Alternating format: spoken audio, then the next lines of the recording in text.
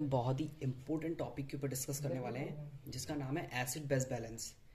Acid base balance अपने आप में एक बहुत ही बड़ा रोल प्ले करता है हर एक कॉम्पिटिटिव एग्जाम के अंदर, nursing field, medical field, as all over. तो एसिड बेस बैलेंस हमारी बॉडी के अंदर हम पूरा आज इसको पढ़ने वाले हैं। ठीक है, इसमें नॉर्मली कैसे रेगुलेट करता है, फिजियोलॉजिकली कैसे होता है, केमिकली कैसे होता है, और जो रिएक्शंस होती है बॉडी के अंदर वो कैसे एक एसिड और बेस को रेगुलेट करती है। ठीक है, और कैसे उनका पीएच मेंटेन रहता है। हर एक सॉल्यूशन का अपना अपना पीएच होता है।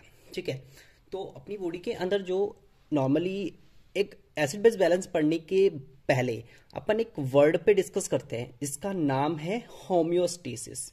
ठीक है, होम्योस्टेसिस होम्योस्टेसिस एक तरीके से ये एक फेवरेबल मतलब बॉडी की एक मैकेनिज्म है ये होम्योस्टेसिस, जो हर एक जो नॉर्मल बॉडी है। ठीक है, मैं डेथ बॉडी की बात नहीं कर रहा। ठीक है, लिविंग जो बॉडी है, हर एक लिविंग बॉडी की एक मैकेनिज्म है होम्योस्टेसिस।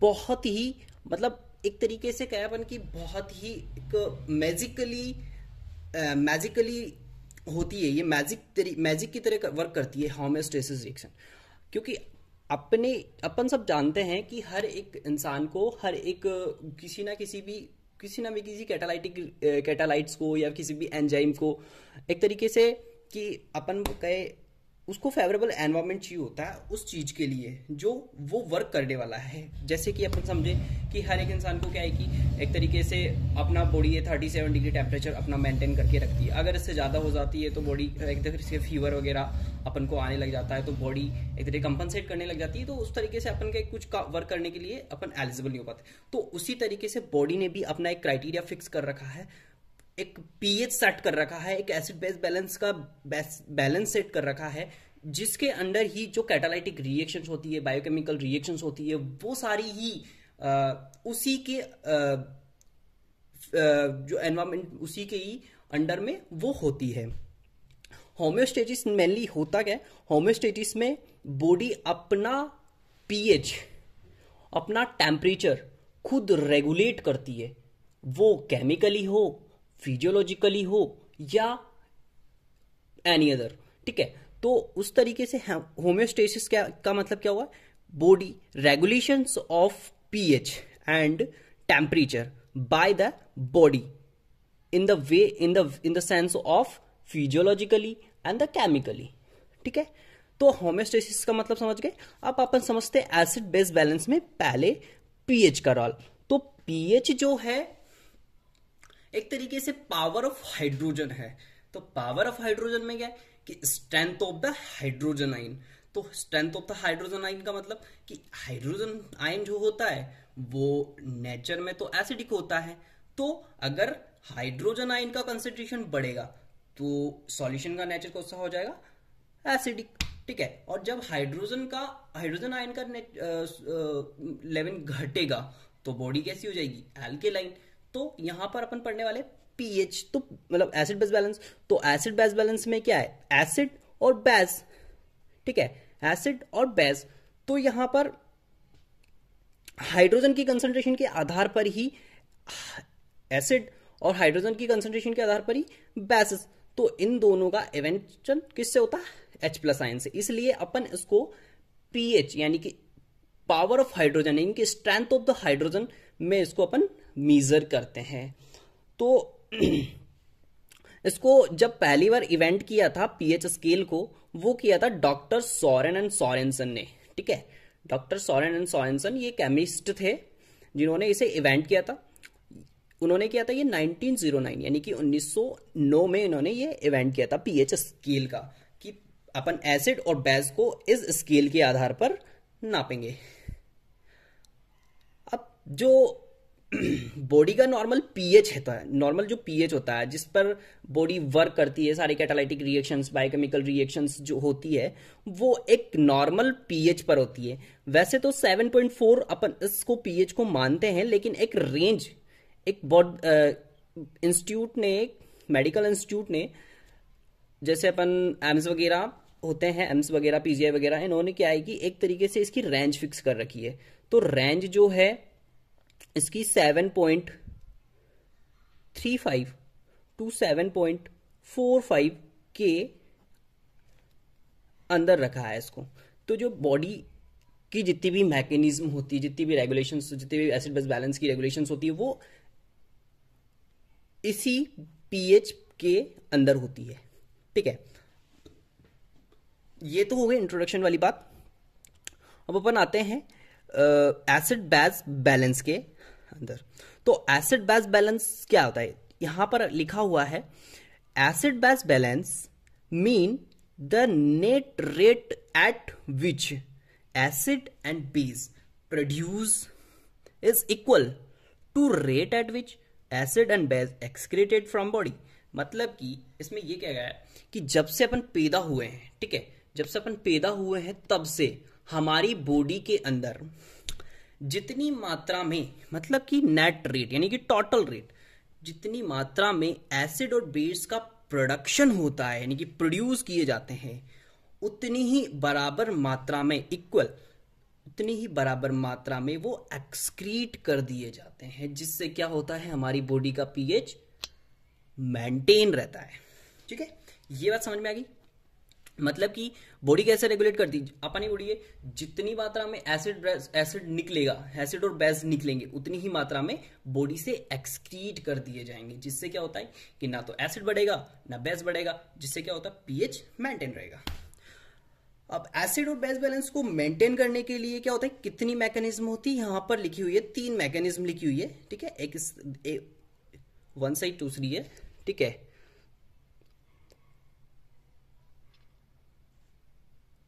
अब केमिकल रेगुलेशन में बफर सॉल्यूशन पहला आता है।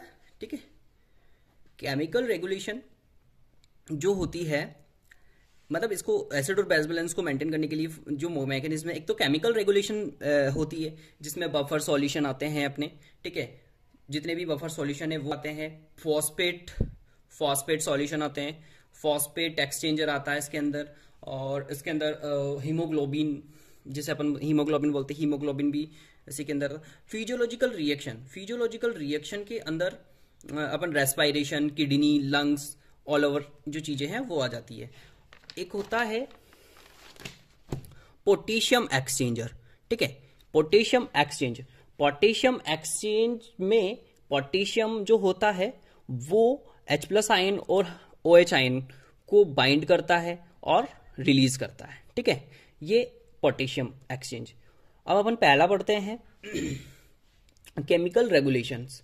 ठीक है, केमिकल रेगुलेशन पढ़ाने से पहले मैं आपको एक चीज बताना चाहता हूं, अगर वो चीज तो आप दिमाग में रखोगे तो ये टॉपिक ज्यादा हार्ड नहीं लगेगा। ठीक है, पहली तो चीज मैं बता देता हूं कि OH, ठीक है, OH आयन जो होता है, OH- आयन जो होता है वो एल्केलाइन होता है इन नेचर में। ठीक है, और H+ आयन है एसिडिक होता है इन नेचर में, ये बता चुका हूं मैं। ठीक है, और यहां पर CO2 यानी कि PCO2 कार्बन डाइऑक्साइड, ये एसिडिक होती है इन नेचर। ठीक है, एसिडिक होती है। ठीक है, और जो PO2 यानी कि ऑक्सीजन होती है एल्केलाइन इन नेचर। ठीक है, एल्केलाइन इन नेचर। और HCO3 ये होता है अपने यहां एल्केलाइन। ठीक है, एल्केलाइन नेचर। और H2CO3, ठीक है, H2CO3 होता है एसिडिक इन नेचर, ये वीक एसिड बोलते हैं इसको बॉडी में, और ये टेम्परेरी कंपाउंड होता है जो बनता है कार्बन डाइऑक्साइड प्लस वाटर के मिलने से। ठीक है, एसिडिक इन नेचर। तो ये चीजें आप ध्यान में रखें। ऑक्सीजन एल्केलाइन होती है नेचर में, जब ऑक्सीजन बढ़ेगी तो एल्केलिनिटी बढ़ेगी बॉडी के अंदर, है ना। कार्बन डाइऑक्साइड एसिडिक होती है नेचर में, जब कार्बन डाइऑक्साइड बढ़ेगी तो बॉडी में एसिडिक यानी कि एसिडिक कंडीशन बढ़ेगी। ठीक है, इस चीज के जो एसिडिक होता है ये जैसे कार्बन डाइऑक्साइड और ऑक्सीजन है, इन दोनों के 2 पहलू होते हैं। मतलब कार्बन डाइऑक्साइड है जैसे इसके 2 पहलू होते हैं, हर सिक्के के 2 पहलू होते हैं। जैसे कार्बन डाइऑक्साइड बढ़ेगी तो एसिडिटी, एसिडिक होगा नेचर, बॉडी एसिडिक होगी। अगर ये घटेगी तो अल्केलाइन होगा, क्योंकि ये घटेगी तो ये बढ़ेगी, ये बढ़ेगी तो अल्केलाइन होगा। अगर ये घटेगी, ऑक्सीजन घटेगी, मतलब ऑक्सीजन घटी तो कार्बन डाइऑक्साइड बढ़ जाएगी, कार्बन डाइऑक्साइड बढ़ेगी मतलब एसिडिक हो जाएगी, और ये घटेगी तो एल्केलाइन कम, एल्कलिटी कम हो जाएगी, एसिडिटी ज्यादा हो जाएगी। तो इस तरह से अपन समझेंगे, क्योंकि कार्बन डाइऑक्साइड क्या होती है, एसिडिक होती है नेचर में, और ऑक्सीजन क्या होती है, एल्केलाइन होती है नेचर में। ठीक है, अब पहली रेगुलेशन अपन पढ़ने वाले हैं। पहली रेगुलेशन के अंतर्गत क्या होता है, एक इमीडिएट रिएक्शन होती है। ठीक है, केमिकल रिएक्शन जो होती है एक इमीडिएट रिएक्शन बोलते हैं इसको, with in a second and with in a minutes में ये कंप्लीट की जाती है, विद इन अ सेकेंड। ठीक है, इसको ज्यादा टाइम नहीं लगता है। जब भी अपनी बॉडी में कभी भी अगर पीएच का रेगुलेशन बिगड़ता है या एसिड बेस का रेगुलेशन अल्टर होता है, तो chemical reaction with in a minute, ठीक है, विद इन अ मिनट में वो रेगुलेट कर लेती है उस पीएच को। ठीक है, अब ये किसके द्वारा किया जाती है, अब केमिकल रेगुलेशन है तो कुछ केमिकल्स के द्वारा ही होगी। ठीक है, तो उन केमिकल्स में क्या आते हैं, बफर सॉल्यूशंस उसके अंदर आते हैं। बफर सॉल्यूशन किसे कहते हैं, चलो अपन आगे बढ़ते हैं। ठीक है, बफर क्या होता है बफर एक तरीके से वो सॉल्यूशंस होते हैं, वो ग्रुप ऑफ सब्सटेंसेस हैं। ठीक है, इसमें अपन लिखा हुआ मैं पढ़ लेता हूं, अ सब्सटेंसेस और अ ग्रुप ऑफ सब्सटेंसेस, एक सब्सटेंसेस और अ ग्रुप ऑफ सब्सटेंसेस, ठीक है, that can absorb or release H plus ion to correct an acid base imbalance। कुछ समझे, तो ये कहना चाहता है कि बफर एक तरीके से वो सब्सटेंसेस है, ग्रुप ऑफ सब्सटेंसेस है जो H प्लस आयन को एब्जॉर्ब एंड रिलीज करके एसिड बेस इम्बैलेंस को करेक्ट करते हैं। मतलब कि जब भी बॉडी में एसिडिटी हुई, ठीक है, जब भी बॉडी एसिडिक नेचर हुआ बॉडी का, तो ये बफर सॉल्यूशन अच्छी तरह जानते हैं कि इनको H प्लस आयन को एब्जॉर्ब करना है, मतलब रिलीज नहीं करना, एब्जॉर्ब करना है, क्योंकि H प्लस आयन बढ़ गए हैं, एसिडिक में बढ़ गए हैं, तो इसको एब्जॉर्ब करना है H प्लस आयन को। और जब भी एल्कलिनिटी होगी, एल्केलाइन होगा बॉडी का नेचर, तो ये H प्लस आयन को रिलीज करेंगे ताकि एसिडिटी बढ़ेगी, H प्लस बढ़ेगा तो H प्लस बढ़ेगा तो पीएच कम होगा। ठीक है, ध्यान से समझना है, एसिडिटी बढ़ेगी तो पीएच कम होगा, क्योंकि पीएच कम होगा तभी एसिडिटी कम होगी, क्योंकि एसिड का जो पीएच होता है वो कम होता है, 7.7 से बिलो होता है। ठीक है, इस तरह से इस बफर सॉल्यूशन रेगुलेशन करते हैं हमारी बॉडी के अंदर। Body fluids have 4 types of buffer system. हमारी बॉडी 4 तरह के बफर सिस्टम्स रखती है। ठीक है, 4 तरह के सॉल्यूशंस होते हैं, बफर सॉल्यूशन 4 तरह के होते हैं हमारी बॉडी में, जो पीएच रेगुलेशन और एसिड बेस बेसिस का रेगुलेशन करते हैं। आइए पढ़ लेते हैं। तो पहला वाला है कार्बनिक एसिड बाइकार्बोनेट बफर सॉल्यूशन। ठीक है, पहला वाला कार्बनिक एसिड बाइकार्बोनेट बफर सॉल्यूशन। दूसरा है फॉस्फेट बफर सॉल्यूशन। तीसरा है प्लाज्मा प्रोटीन एल्बुमिन सॉल्यूशन। चौथा है हीमोग्लोबिन। ठीक है, ये भी एक तरीका का बफर सॉल्यूशन का काम करता है, बफर सॉल्यूशन का काम करता है। पहला वाला है वो ये क्या कहता है, कार्बनिक एसिड बाइकार्बोनेट बफर सॉल्यूशन। पहला वाला पढ़ते हैं, ये क्या कहता है।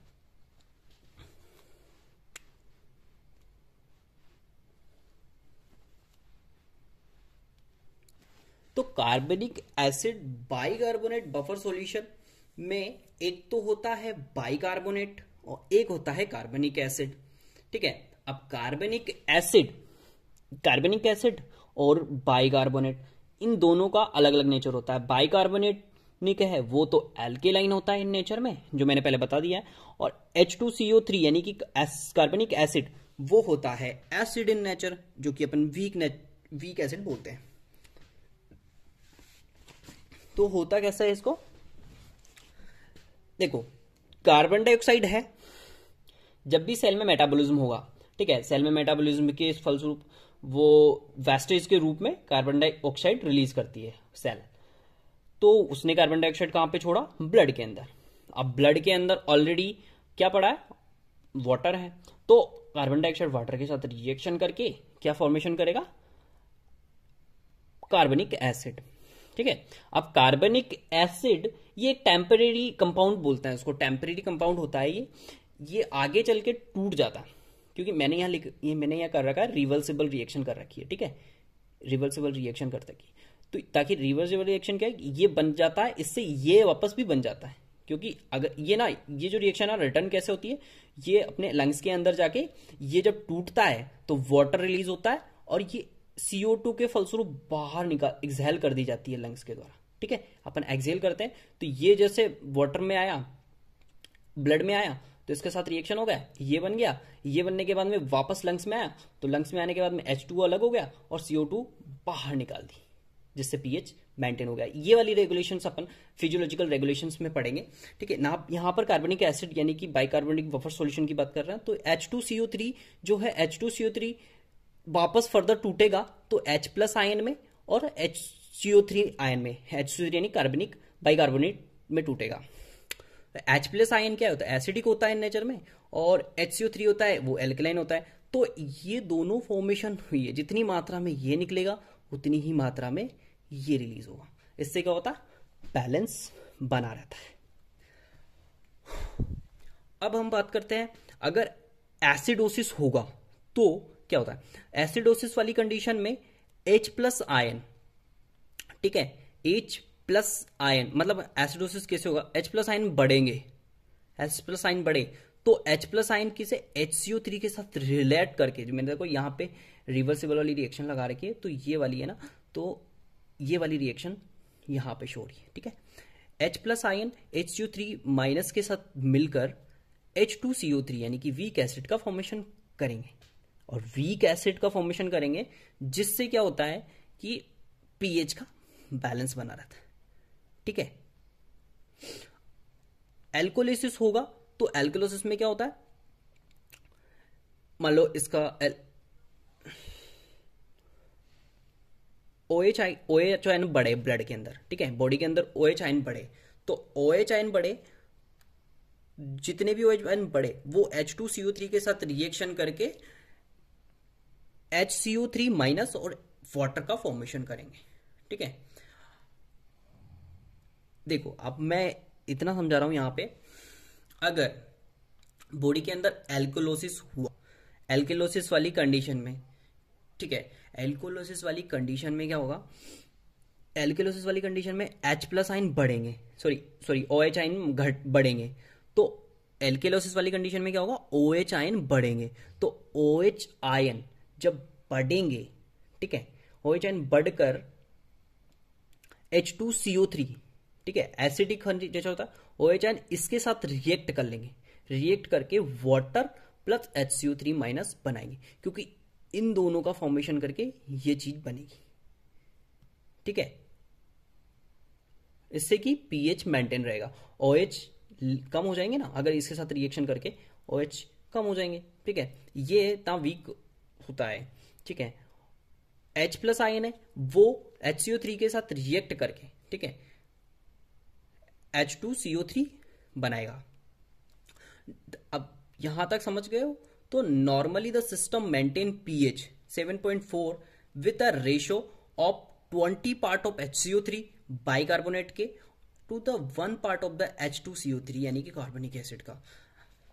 यहां पर जो सिस्टम है वो pH को 7.4 कैसे मेंटेन करता है? वो ऐसे करता है 20 part of the bicarbonic acid and the 1 part of the H2CO3, क्योंकि बॉडी का pH कैसा होता है? एल्केलाइन होता है, 7.4 एल्केलाइन होता है, इसलिए एल्केलाइन होता है, इसलिए H2CO3 मतलब HCO3 ज्यादा चाहिए होता है, क्योंकि बाइकार्बोनेट है, ये बाइकार्बोनेट नेचर में कैसा होता है? एल्केलाइन होता है। तो 20 ये और 1 ये, इन दोनों का अगर मेंटेन रहेगा तो बॉडी का पीएच सेम बना रहेगा।